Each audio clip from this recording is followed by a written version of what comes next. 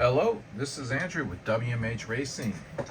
In the last video, we went over the R1 13.5 super short motor and looked at some curves between running a no load and a load.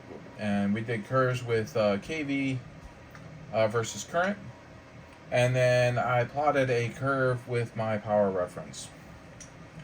And today we're going to go over three other 13.5 motors. I have a Surpass Rocket V6, I have the Trinity slot machine, and I have a Hobbywing G4. I would love to do more motors, however, this is all I got. We do know that the Trinity obviously has failed its war approval now and no longer approved for racing, but it's nice to go over and see what the results look like, so we're going to do that. Just a refresher on the R1 motor, and kind of looking where I would time this R1 motor, right around this 42.5 degrees on the can.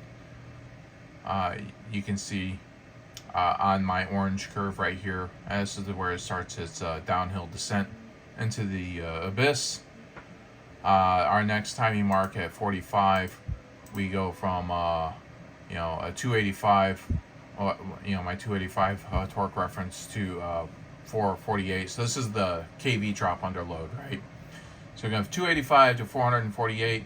That's a big, massive drop. So we don't want to get anywhere near that 45 degree timing mark. 42.5 seems pretty good. Look at some of the other numbers at this timing mark. KV running 3575, current 13.44. The power reference being 12.54. So at this timing mark, this motor still has plenty of power, and it needs the power because the gear, the KV is really low at 3575. So it's going to have to pull a lot of gear.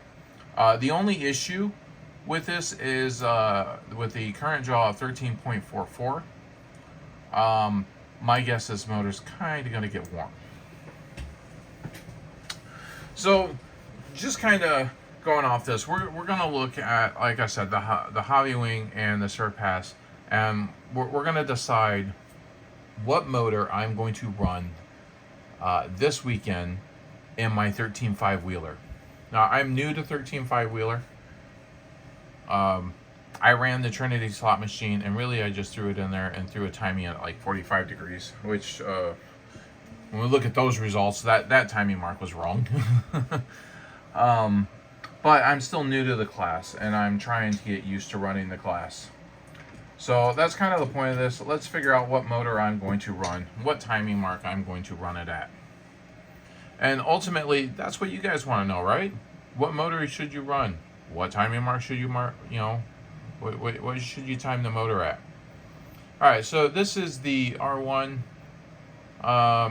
Good power, low RPM, low KV. All right. Let's look at the Surpass. Where's the Surpass? All right, right here.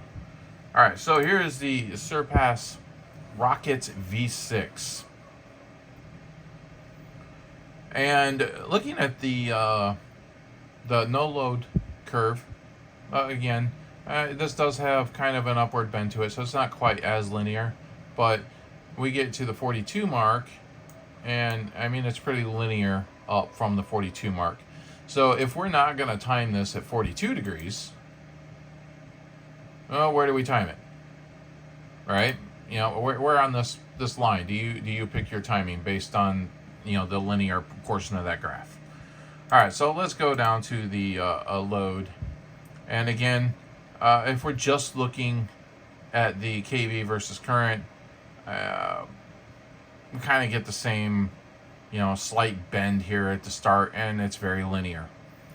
So let's look at the power reference curve. And we're bending down, which we would expect. This is kind of, it's kind of going to go the opposite of that KV curve. But you will notice at the end, we got these 2 points right here. Very, very, very close in KV, but a distinctive drop right there. And this is the 50-degree mark on the can. You can see that our KV is 3751 and 3806 for a pretty big increase in current and a big KV drop. And our power reference kind of goes down as well. We do notice this motor starts out with a lot. This is a really high power reference in the lower timing range. This has the most power in the lower timing range from any of the motors, 13.5s that I've looked at, and you can see this, right there at 30 degrees, 188 kV drop. I mean, it's got a good amount of power on the low side. So there will probably be nothing wrong with timing this motor in these lower ranges. Man, like that 38 degree or something like that, where we're only pulling 9.23 amps. But you're gonna have to gear it to the moon right here. Absolute gear it to the moon. I personally would time this right around this 48 to 50 degree mark. And actually looking at this, maybe even the 46. 714. It doesn't seem to make any sense going to the 50 degree mark. So 46 to 48 degree mark. And we look right here on the curve. So right in here, this is where I'm going to time it. And actually, if you look, it kind of crosses there right around 47.5. So maybe that's where to actually time it. I think that's just a coincidence. I've seen this on the 13.5s that where these two graphs cross ends up kind of being where you time the motor, but I'm not sure that's really going to hold up over time, and especially over different motors or different winds. I suppose that's something we can look at as we get more and more data. But if we look at this surpass at the 46 to 48, we're looking at somewhere 3714 to 3750 kV with a current draw of somewhere around 12 to 12 and a half. kV drop somewhere around 300 and a decent power reference. So this is going to pull a good gear here, and I think this is a completely viable motor to run right here. I think this motor would be completely fine. Let's actually compare this to the Trinity. Let's look for the Trinity slot machine. All right, so Trinity slot machine, where would I run the Trinity slot machine? Right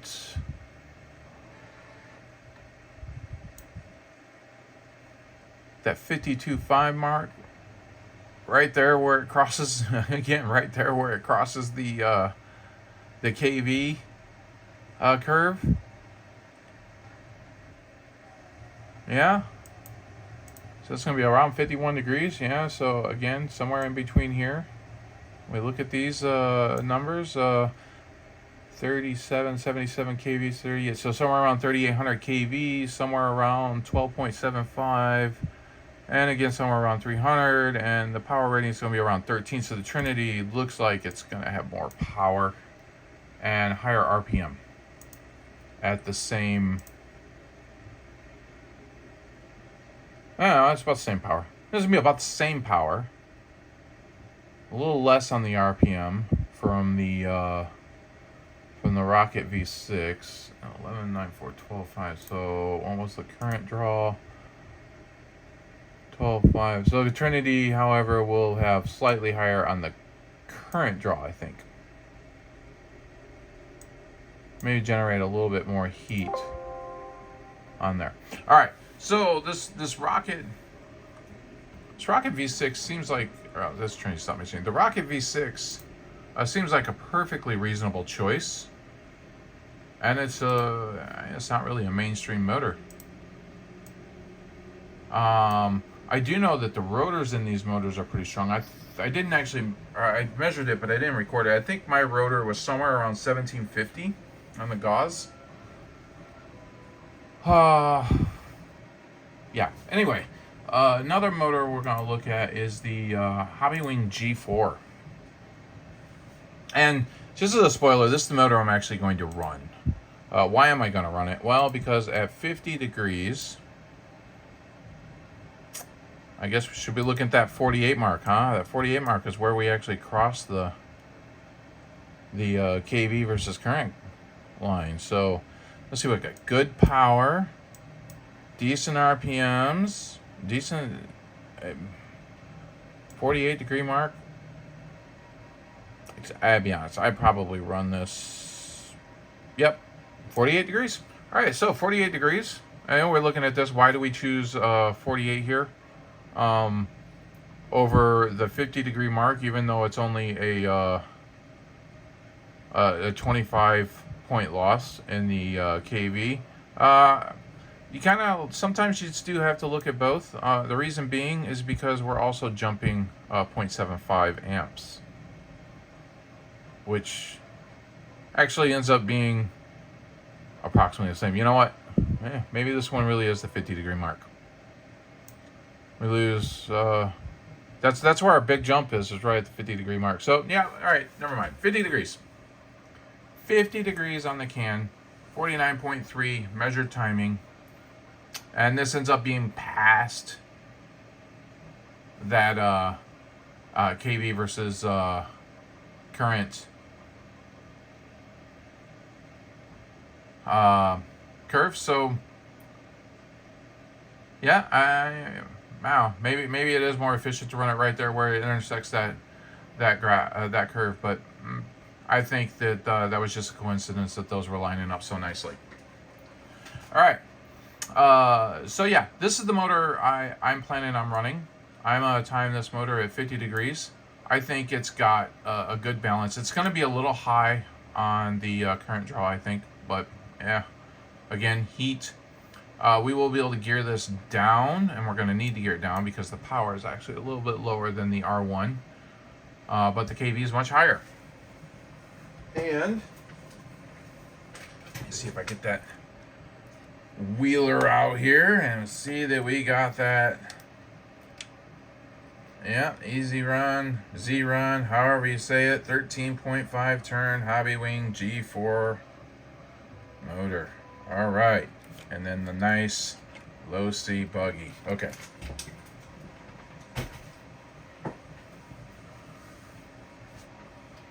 And one other thing I got for you guys. I have a bonus. So my favorite class is actually touring car. And touring car is kind of undergoing some sort of craziness right now where people are running 25.5 motors with their touring cars instead of 21.5s. I'm kind of limited as far as where I can go run on road. I moved to Lexington here a few months ago, and the closest on-road track to me is Queen City RC. That's about a couple hours away. So I was pretty much drive a couple hours and I'm going to run 25.5 since that's like their only open touring car class. I don't know car open, it's spec touring. That's the fastest touring car class they have. I've actually been running mod lately, getting my butt kicked, mind you, but it's been a lot of fun. So I'm going to go run 25.5. And so I bought a 25.5 motor. I had previously purchased the slot machine 25.5. I was going to run it. And then, well, you know, things happen. So that motor is actually brand new. It's only been, you know, a handful of tests on it. It's never had any wires soldered to it, but whatever. So I picked up the R1 25.5. Got myself a hand-picked stator 25.5. And I ran this motor through the gambit just to see where I should time it. when I go run it. Yeehaw! All right. So bonus for you guys. I probably don't care. But here is the 25.5 data. And this is a clear winner on where you actually time the motor. This is really easy to see. Again, though, we look at the no load. And why is it important to actually put a load on the motor? We look at the no load, and we look, and this is just straight linear. I mean, there's just, you could almost put a straight edge on that, right? So you look at this and you're like, oh, look at that big KV jump from 42.5 to 45. And look at that big KV jump to 47.5. But, and if you look at your how much your current, I mean, you're going from 2 to 2.63. Oh, you gotta not do that. Let's hit the Control Z. Let's take it back. There we go. All right. So, you're stepping up just as much as you're stepping over, right? So, you know, your rise there, your slope is the same right here as it is right here, and you know that produces that linear graph. And so, what would make you stop? You know, why would you stop? Well, the reason why you stop going up in timing is because after 41 degrees, you get like 20 kV. That's it. So you look through your kV, like what are you gaining on a load? You gain 15. You gain 23. You gain 11. From 40 to 42.5, you gain 11. You ain't gaining much. From 42.5 to 45, you're gaining 20. From 45 to 47.5, you're gaining 20 kV. So you're over here, and you know you're putting up these massive numbers in kV that you're gaining when you're increasing your timing, but you're not getting those same returns when you do it under a load. And then look at your power reference. So good power, good power, good power. I mean, it's pretty much a flat line right there. And then here we go. We're going downhill on power reference, downhill. And we don't have anything to show for it. We have nothing. We have 20 kV to show for it. So yeah, we're going to time this motor right around 41 degrees. And, well, that's that. A quick review on this R1. So I pulled the rotor out. I did give the rotor a quick measurement on my Rotor Master. I did think the rotor ends up being a little on the light side. 1604, 1600. I think the slot machine, a 12.3 rotor, was reading right around 1650 for me. My IR readings using my Instec GOM 804 came back 101.98, 102.17, and 102.31, where R1 has them. I don't know, I guess that's about a half a milliohm difference. Seems a bit high to me. My Instec does, I have the GOM 804, so I do, it has a temperature correction on it. I use a PT100 temperature wand to actually measure the temperature of the stator and then correct the temperature for that in the readings. Usually my meter is about 0.1 milliohms off of the readings that motor manufacturers give. So if a motor comes to me and it says 101.7, mine might read it as 101.8. So this is a bit disappointing that these readings are so far off what my meter shows. But I mean, it's still only, it's half a milliohm. I don't know. However, I did get the hand-picked. This is the hand-picked stator and not the hand-picked sensor board. So this, when I ran this on my Motolizer though, the actual timing So the sensor variance on this was 0.4, and I did not opt for the hand-picked sensor, and it's like I got a hand-picked sensor. So I don't know. I think maybe, to be honest, buying these motors and then spending the extra money on the hand-picked stuff is maybe kind of a waste of time. Sometimes I do it as just to bypass that quality control to make sure that I'm not getting a bad one, because there are bad ones out there, and essentially that's what I do for that extra $30 that I'm spending, and I'm just, you know, not getting a bad one. That doesn't necessarily mean you're getting a great one. You're just not getting a bad one. All right, so that's going to be it for this video. Sorry, I kind of rambled on there at the end, a little bit long. So you guys enjoy tuning. Let me know your results. You can do these same things. I'd like to know whether or not tuning your motors like this, whether or not it's even beneficial to you guys. Again, you can get my stuff at WMHRacing.com and from my distributor, Donathan RC, at drcproshop.com. You guys have a good one. Bye.